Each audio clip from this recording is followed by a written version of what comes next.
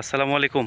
ধরেন আপনি হেঁটে যাচ্ছেন আর আপনার চতুর্পাশে সুন্দর করে কাশফুল ফুটে আছে। দেখেন, খুব কাছ থেকে দেখালাম, অস্থির না? আরও কাছ থেকে দেখব আমরা, একদম কয়েকটা ফুল একদম হাতে নিয়ে দেখব। দেখুন, সাদার ভেতরে হালকা মানে যেটা শিয়ালি কালার বলে না, অ্যাশ কালার টাইপের।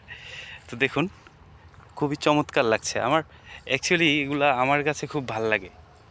না, আপনাদের কাছে কেমন লাগে আমি জানি না, হয়তো ভাল লাগবে। কেননা কাশফুলের প্রেমে পড়ে না এমন তরুণ তরুণী বাংলাদেশে খুব কমই আছে। তার পিছনে যদি এত সুন্দর একটা মসজিদের সিনারিও থাকে, তার পাশে কলা বাগান, আর পাশেই হচ্ছে অন্যান্য সুন্দর সুন্দর ক্ষেত, আর খুবই চমৎকার লাগছে আমার কাছে। দেখুন, অনেক দিন হয় আসলে চরাঞ্চলের যে ঘন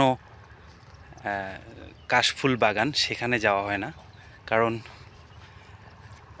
এই বাগানগুলো দেখতে দেখতে অভ্যস্ত হয়েছি। তো হঠাৎ করেই এই জিনিসগুলো যখন চোখের সামনে ফুটে ওঠে, তখন অ্যাকচুয়ালি এত যে ভালো লাগে আপনাদেরকে বোঝাতে পারবো না।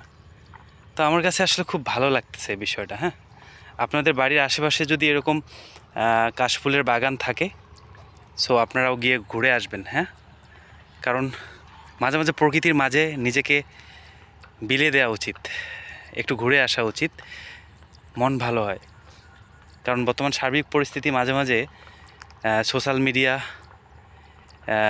কিছু কিছু নিউজ চোখের সামনে আসে, মানুষ মানুষকে এত জঘন্যভাবে মেরে ফেলতে পারে কিংবা বিপদে ফেলতে পারে এই মধ্যযুগীয় কায়দায়। আসলে এই যুগে এসেও এগুলো দেখতে হবে, এটা কখনো কল্পনা করি নাই। সুতরাং জানি না তো হায়াত মুহূর্ত কতদিন আছে, যেহেতু এগুলো সব মালিকের হাতে, সৃষ্টিকর্তার হাতে। চেষ্টা করবেন সবসময় যেন প্রকৃতিতে ঘুরে আসতে, ঠিক আছে? লুঙ্গি পরা মানুষের মতো দেখেন সে কতটা স্বাচ্ছন্দ্যে রাস্তায় হাঁটতেছে। এভাবে চেষ্টা করবেন প্রকৃতির মাঝে মাঝে মাঝে ঘুরে আসতে।